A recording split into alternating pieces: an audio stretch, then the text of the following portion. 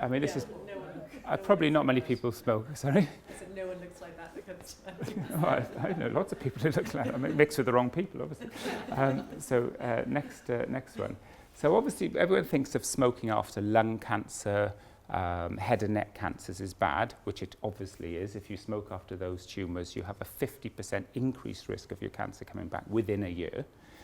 But the same applies to other cancers, breast, colorectal, prostate.